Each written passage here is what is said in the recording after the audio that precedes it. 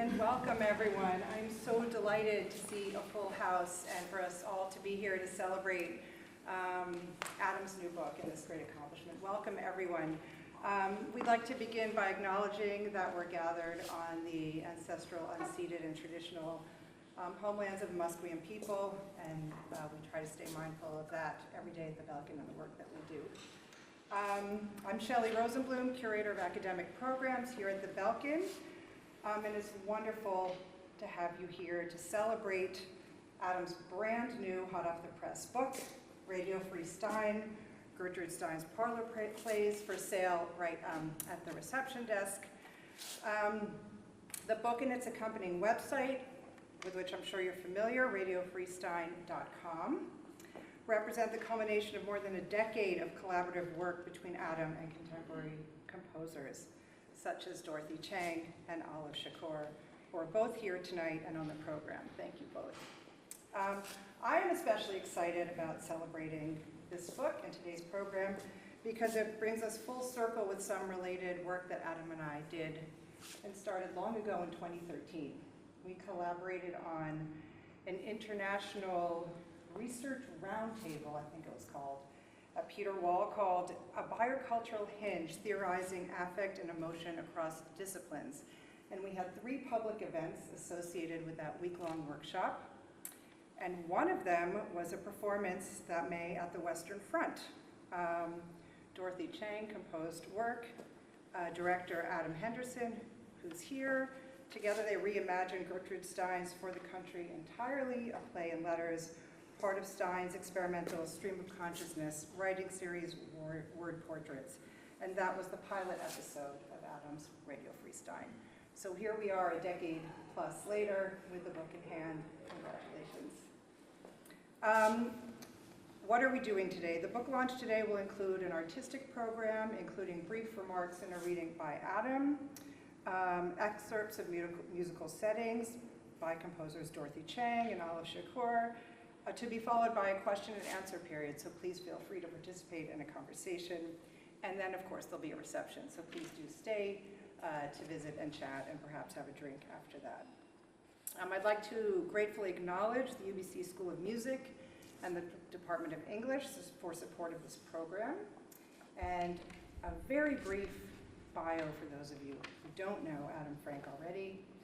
Adam is professor in the UBC Department of English. His research and teaching interests include affect theory and poetics and US literature and culture. His essays have appeared in such journals as ELH, Criticism, Critical Inquiry, Science and Context. Other books you can read of Adam's are Transferential Poetics, From Poe to Warhol with Fordham UP in 2015, co-authored with Liz Wilson, A Sylvan Tompkins Handbook with University of Minnesota Press in 2020, co-editor with Eve Sedgwick of Shame and Its Sisters, A Sylvan Tompkins Reader with Duke UP in '95. He's also produced a dozen recorded audio dramas in collaboration with composers locally and farther afield. Thank you so much for coming tonight. Please enjoy the evening.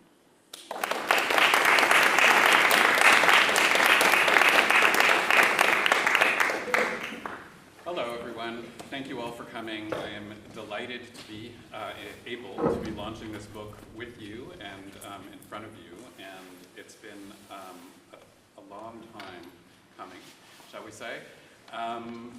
Shelley, you've reminded me of that early piece, For the Country Entirely, which we did really, 11 years ago now. That was the way we all got started. And one thing I'll just say at the very beginning is one of the fun things that we did that evening when we launched it was we did it twice. Which you never get to do in performance. We did it once, we had a couple of words back and forth with the audience, and then we did it all over again, which seemed very Steinian, and I gave permission to anyone who wanted to go, and only one person left, and they told me later that they had to go. So anyway, somehow that brought that back to mind. I just want to, first of all, thank Shelley, especially at the Belkin, and all the staff at the Belkin for making it possible to do this. And again, the English department, who's co-sponsoring, and CJ, who's helping out with the reception and also selling the books. So I'm I'm sure I'm forgetting people to thank, but I'll thank you in person later. I'm just going to, because I've written something, and it's called the book, I'm going to read aloud from the first few paragraphs of this, just to give you a sense of the project. This is just a very introductory material from it. So, for the past few years, I've been producing radio and music theater renderings of Gertrude Stein's early, lesser-known plays for a project called Radio Free Stein. Working primarily with composers, but also with directors, musicians, opera divas, actors, sound engineers, poets, and other literary critics, divas, all in our own way. I've created 9 recordings, some of which have been broadcast on radio and others staged in live performance. Our main goal has been to develop enjoyable and persuasive sonic interpretations of these plays. At the same time, and from the beginning, the Radio Free Stein project has been motivated by a set of critical questions. What might a Stein reader be able to think and say about her plays after undergoing the process of staging them as radio theater? What new affordances for understanding and criticism would emerge from this experience? These questions and a handful of others have guided me both in producing the sound recordings available on the project website and in preparing the essays assembled in this book. The website and book are meant to accompany one another as a digital boxed set. So I really am grateful to Faith Stein, the editor at Northwestern, for conceiving the square trim version of this, which looks like an outsized CD case, which I'm extremely happy about.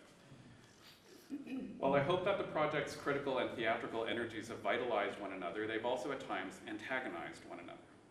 I've tried to capture the intimate, unpredictable, lively yet dangerous relations between theatrical and critical approaches by describing the process as rendering Stein's plays rather than adapting them, a more neutralizing term about which much has been written. This ungainly word suits the project for a number of reasons. First, it retains the French form, rendre, in English, and accords well with Stein's famously expatriated situation in Paris. Other examples of such words include tender and gender, crucial for both Stein and her critics. Clearly, the word's primary meaning, to give in return, describes this project's efforts to exchange recorded performance for printed page. But any attempt to perform Stein's plays immediately brings in the second meaning of render, to give up, surrender, or relinquish. By making choices that give up elements on the page, the service we have rendered Stein's writing in performance is necessarily a disservice. Here, the word's third meaning, to change state, to cause to be of a certain nature, becomes relevant. These plays have been rendered as radio and music theater, recorded voice, music, and sound, mediums that are substantially different from both printed text and live theater, although they participate in both. Finally, the chemical definition, to obtain or extract by melting, to clarify, suits Stein's compositional poetics in which confusion plays a significant role. As she puts it in one of her lectures, there is really no difference between clarity and confusion. Just think of any life that is alive. Is there really any difference between clarity and confusion? Any lively attempt to render or clarify Stein's plays will create its own compositional, possibly fatal confusions. So this prologue describes the rendering process, the steps I've taken in various groups to move from a given Stein play text to a recording or staged performance. From brainstorming workshop to script preparation to music composition to performance rehearsals and finally to the recording studio or theater stage. I would like the reader to be aware of these group experiences in production and the people involved in this many-handed and many-headed task, and to understand both the rationales for and the contingency of our choices. Group experience is utterly integral to Stein's plays and theater poetics, as I understand them. The project's conceptual approach to groups is closely linked to my earlier work on Stein that reads her compositional poetics and the peculiar theatricality of her writing by way of several theories of affect, emotion, and object relations. I'll try to connect the dots between this previous conceptual approach and its more practical applications here, except I won't because I'll be stopping reading this in 5 minutes. This prologue also lays out in preliminary form several backgrounds or contexts for the Radio Free Stein project, interpretive and performance contexts, as well as theoretical and historical ones. The 3 essays in this book take these up in more detail as they grapple with Stein's plays from various angles, including modernist media studies and radio history, affect theory and linguistic performativity, scholarship on Stein's theater, and musical composition. So it's a fairly interdisciplinary work. One word about this book's unusual arrangement and its guiding conceit, the boxed set. This idea appeals to me not simply for reasons of nostalgia, but for the image it offers, at least to someone whose habit of acquiring actual box sets dates to the late 90s, early 2000s, of a loose assemblage of materially different objects and mediums. Sound recordings, compact discs at the time, plus printed book, often substantial, plus miscellany, cards, stickers, kitschy objects. A listener can handle these distinct artifacts, combine and recombine them to activate a highly textured, near scholarly participation in some specific musical scene or history. In other words, a box set appeals to the obsessive fan, or what may come to the same thing, a listener looking to situate what they hear. This book with its accompanying website includes sound recordings and critical essays, as well as a variety of archival materials, excerpts from musical scores, scripts or scenarios based on Stein's plays, the play texts themselves, photographs, posters, performance reviews, composers' remarks. Some of these materials appear in separate interludes or the appendix, some appear as illustrative figures, but in all cases they speak for themselves. The book and website's arrangement aims to offer a reader qua listener the experience of opening up a boxed set and choosing their own adventure as they become acquainted with the project. While the looseness of this assemblage and the project's commitment to collaboration stretch the conventions of the scholarly monograph, they also convey key qualities of Stein's theater, its poetics of loose coordination and epistemology of group portraiture, qualities that will be unfolded in the pages that follow. But not now. So, since really what I want this to become is a party, I'm going to stop reading now, and I'm going to open up the floor to our first performance, which is Dorothy Chang's musical setting for the play called White Wines. White Wines is a play that Stein wrote in 1913. It was one of her earliest plays, and she wrote it just around the time that she and her brother were breaking up, which is to say she had been living with Leo Stein for a long time. They had shared an art collection. Leo had come to be frustrated by Gertrude and vice versa. And Alice Toklas was moving in. And so it was time for Leo to leave, and he did. And then Stein wrote this play in relation to the reconfiguration of the household. So perhaps you'll hear some of that in the moments to come. Thanks.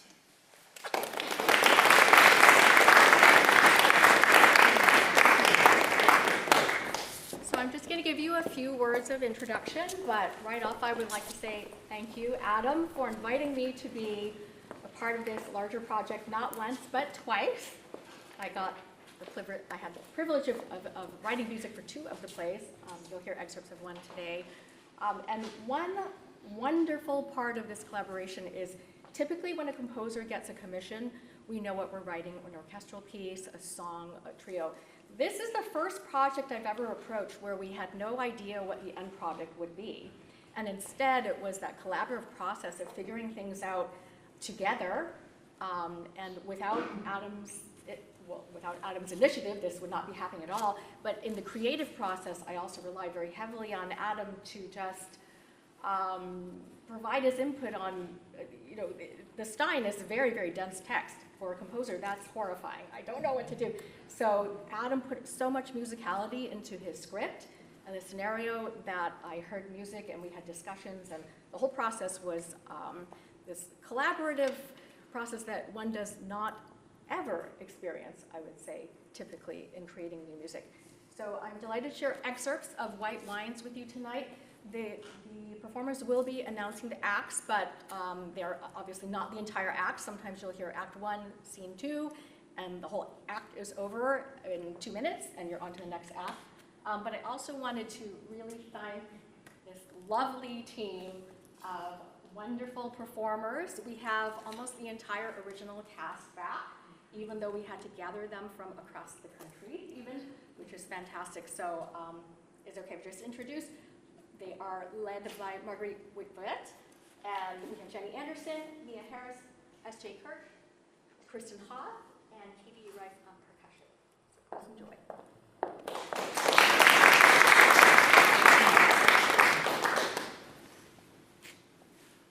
White Wines, W, 3 acts, N.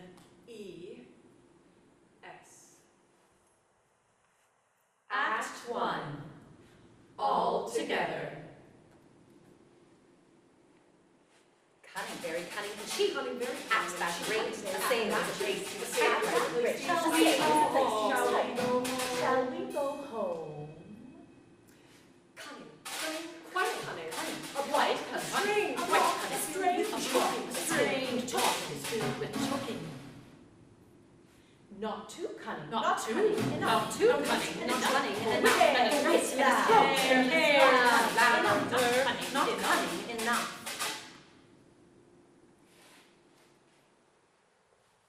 A pet, a winter pet, and a summer pet, and a summer kind, and any kind of a waste of whole pets, and waste no of more, pets, hardly and more than hardly ever. more than ever. A touching spoon, a real touching A spoon touching is spoon, golden, a and real showing touching that spoon colour is golden, a really and touching showing spoon is that colour, splendid, a really touching is spoon is splendid, and dark, is and is so splendid, near and each dark, and right it's so that there is nearly no just excuse. right that there is no excuse. The best The way best is to wave is an to arm. wave an arm. The best The way best is to show way more is to use show to more it use than could be They could expected. be expected. Comfort is a sudden way to go home. Comfort is a sudden way to go home. And the best way Comfort is that, no. and the best way is no.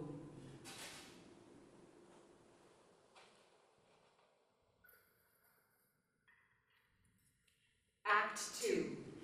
Witnesses. Witnesses. Single witnesses.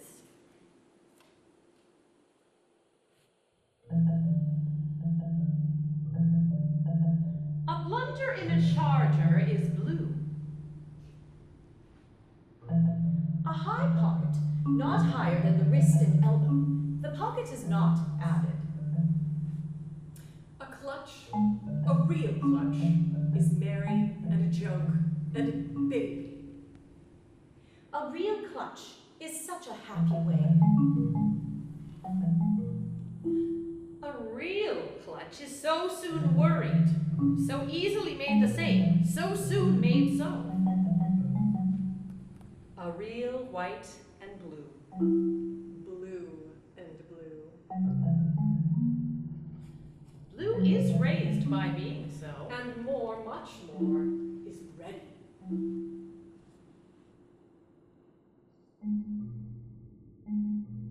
At last, a person is safe.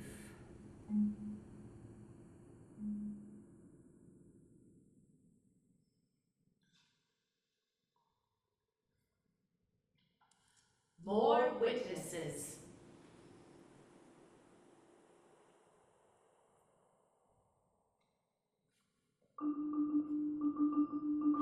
Pine in the windows, freeze with the doors.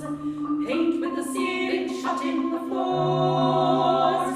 Paint with the ceiling, paint with the doors. Shut in the ceiling, shut in the doors. Shut in the doors, shut in the floors. Shut in the floors, shut in the doors. Pile in the windows, freeze with the doors. Paint with the ceiling, shut in the floors. Paint with the ceiling, paint with the doors. Shut in the ceiling, shut in the doors. Shut in the doors, shut in the floors. Shut in the floors, shut in the doors.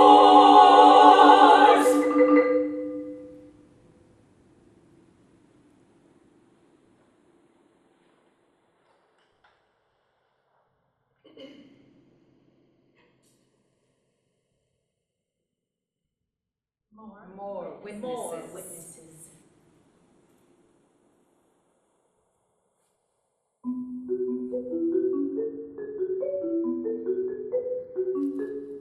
Put the patient coat away. Put the patient boat away. Put away the boat. Put it the boat. Put it. Put away that boat. Put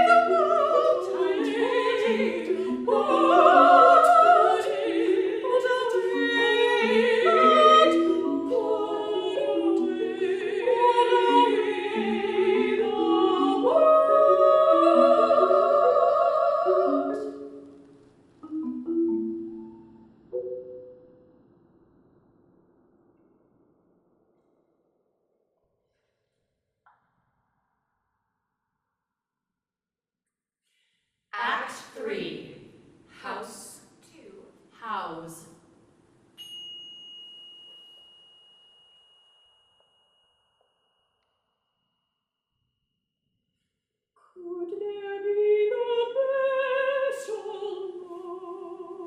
Could there be almost the most? Could there be almost Could there be the most almost? Could there be the most almost? Could there be the most almost? Could there be almost almost?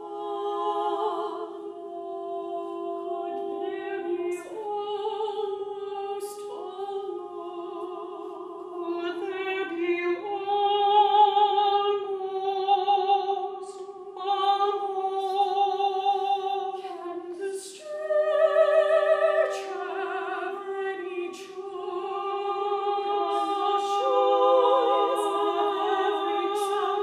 Can the choice have the choice? Can the stretch have in the choice? Can there be water? Can there be water? Can there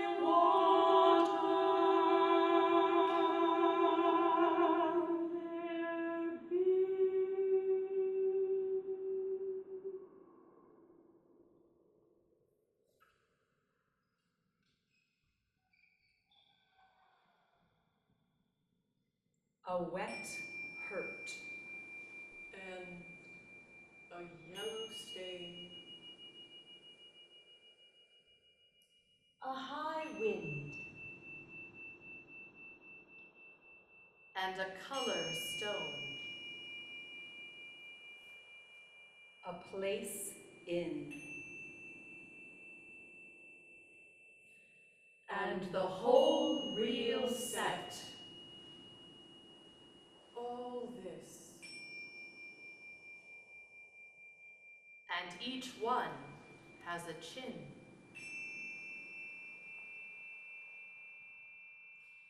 This is not a claim.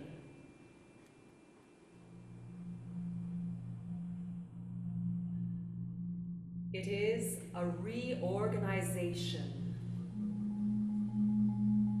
And a balance. And a return.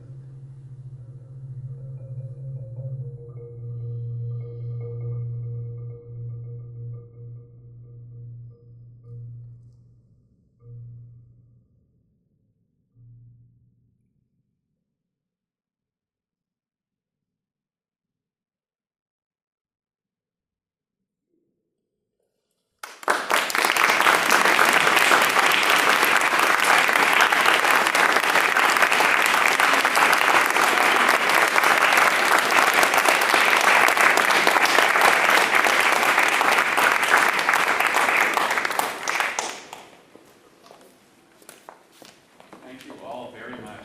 Delightful to listen to that piece again after a while. We'll have a chance to talk about the various pieces after, but I think right now we're just going to head right into the second piece, which is going to be a little different. So first of all, let me make sure that I'm properly set up. So He Said It is another early Stein piece. Written when Stein and Toklas were in Mallorca, when they escaped Paris because of the World War I and sort of the Zeppelin air raids and the coal shortages, and they went to Spain, which was neutral during that part of the war.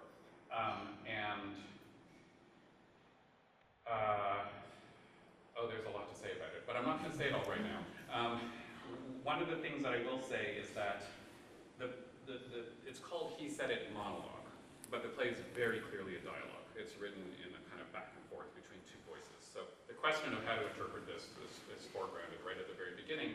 What we eventually decided after the workshop was what would make most sense is to interpret the dialogue as between two women who are trying to recreate a man's monologue. He said it. And the man's monologue was, we thought, going to be interpreted by a male piano player. So that was the initial idea, and here we are doing it. So, should I say anything? if you want to. I can when I came in, I was joking with Adam, this piano's too good for this material. But there's actually a thread of something serious in that. One of the things that I was thinking about putting this together was the idea of not so much the sound of the time it was written, but really the sound of the space that people were speaking in. So think about like a lounge in kind of a cheap hotel where there's a piano that's really kind of a piece of furniture that everybody is compelled to, pick up and tinkle on, because that's kind of what you do in this piano room, at least if you're that kind. So some of the qualities here are kind of a hesitance, a start and stop, a bit of a stutterness, and the idea that it's a little bit awkward. Fortunately, I planned ahead by not over-practicing, so yeah, so that's kind of the stuff that's in there. And because we don't have the two speakers here, I'm going to play the recording, and it'll be moving back and forth between the audio recording and the live piano here. And eventually they might even begin to overlap. Okay. That's what we think is going to happen, but we haven't practiced this, so we'll see. So I'll just do the title first. He said. Monologue. Spoken in English. Always spoken. Between them.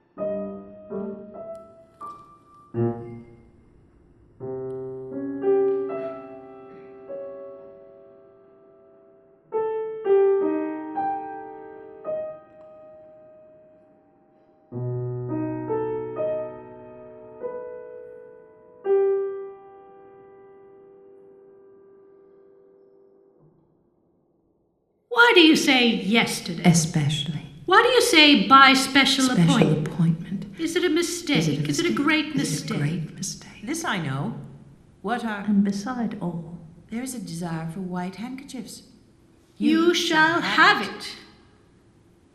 This is what we give. We give it with a hat. dear me. A great many people are precious. Are they?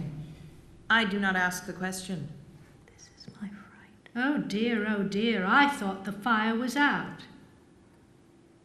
I consider it very healthy to eat sugared figs. Not pressed figs. I do not care for pressed figs. I consider it necessary to eat sugared prunes and an apple. I have felt it to be the only advice I could give. It has been successful. I really feel great satisfaction in the results. No one can say that short hair is unbecoming.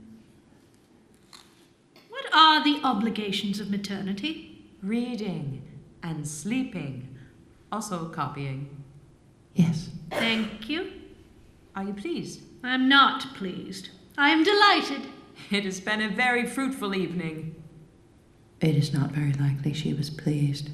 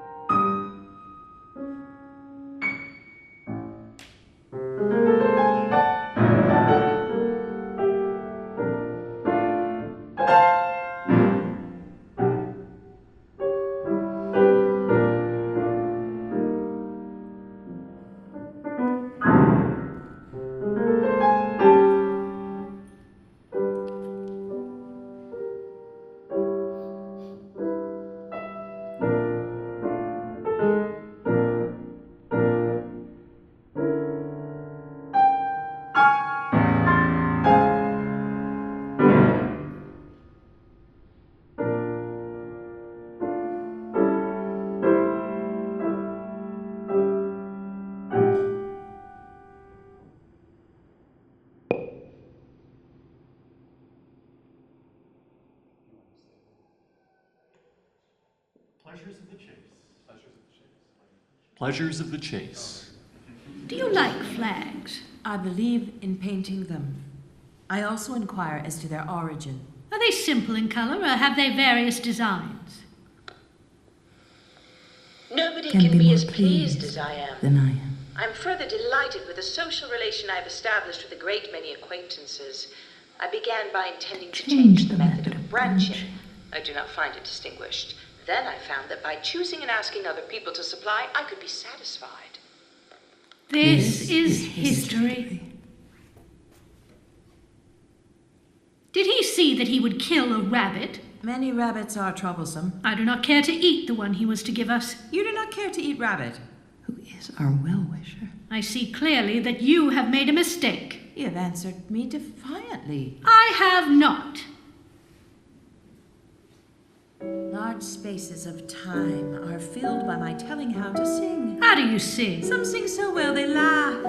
Others sing so well that they are roses. I was pleased with embroidery, very, very pleased with embroidery. With embroidery, indeed. Indeed, I think alone and make lists. I do not make lists. It is no trouble to make lists. I feel an infinite satisfaction in the thought that I have stopped worrying. Indeed, you never worry. Who can be willing to leave an American boat? No one. This is what I said. I said it to an Englishman. Governed to be governed. I speak of this very kindly. I do not tell him about darkness or anybody. Many people fear distraction and divert themselves with discussion, not I. I am singularly adaptable. I have no opinion. When I am asked, I say it is distressing not to be right. It is not distressing to me. I accommodate myself to it. I'm inclined to be talkative. Are you? Yes, sir.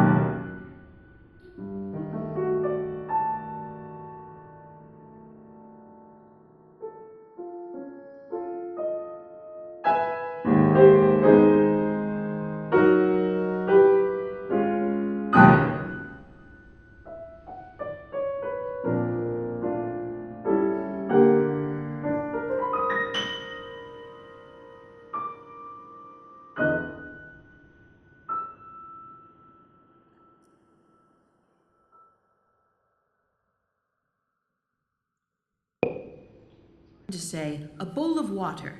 This is not difficult. A bowl of water. Then roses in it. Roses in it. I prefer pansies. Do you? Or daisies. No, we do not consider wildflowers. Well, this is not the reason. The real reason is the odor. Some people like a strong odor like China lilies or almond flowers or even tube roses. I like them very much. I like them all very much. Do you? Yes, I do. The other day we saw a woman knitting. She was doing it not so very quickly, and then we understood the reason. She was knitting with cotton. That is quite the custom of the country. Why do you wish to hear it?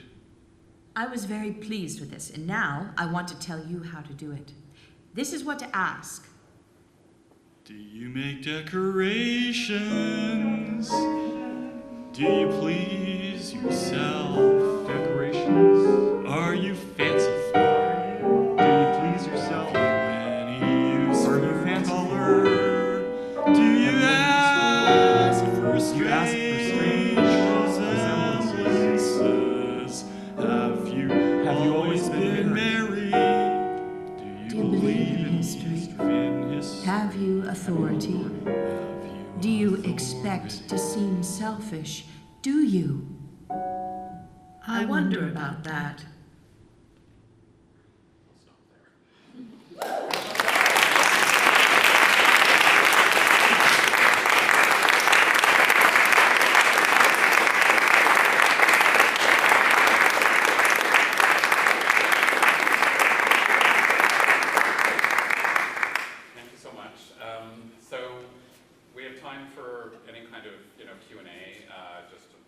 discussion.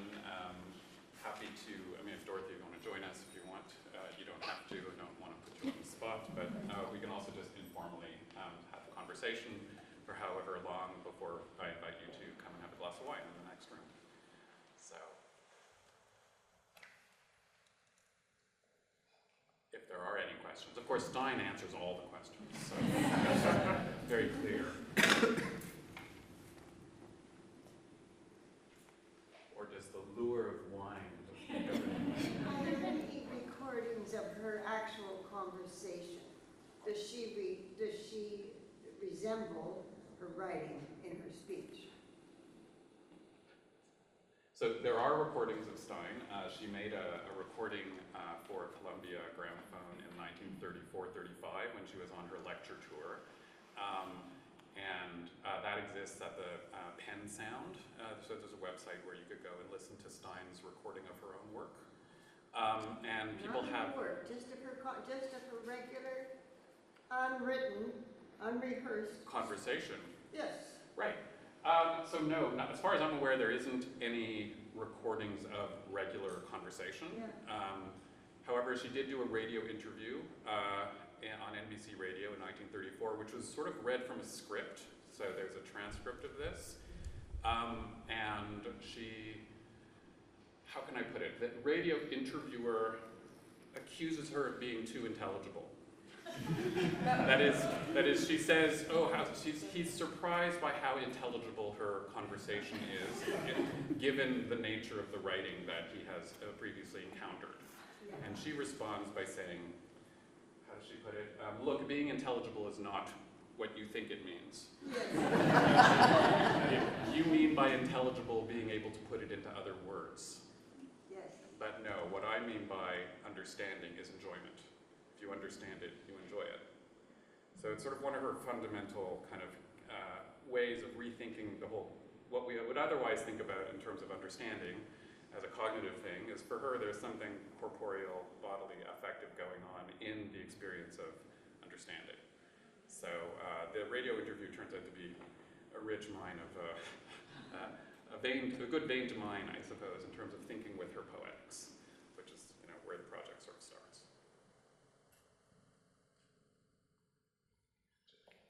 Yeah, Julie. Is there anything specific that motivated you to start this project? Yeah, I have been reading Stein for a long, long time, and I was teaching a graduate seminar on Stein in, oh boy, I'm not even going to admit how long ago this was. And we were reading many different works, like to get a sense of overview of her career, and as challenging as so many of her works were, the plays were probably the most obscure. They were the least obvious in terms of how to even begin to think about them. And so one of the students in the class proposed that she was going to write a paper that imagined a staging of one of the Stein plays that we were reading, and that got very exciting to me. And so we ended up sort of pursuing that, and I supervised her master's thesis, which involved a staged version of part of, it was a piece of writing that was a reflection on the play, but it was also a staging of part of this play. And so that sort of started the sequence. So it moved between the classroom and research, and then from the research to the workshop, it sort of moved between different spaces in a way that I enjoy very much.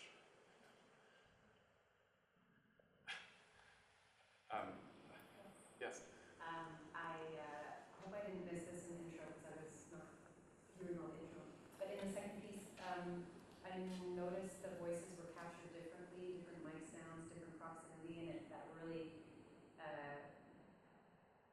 generated a lot of interest in the way they were talking to us. And I wondered who was orchestrating those choices. Me.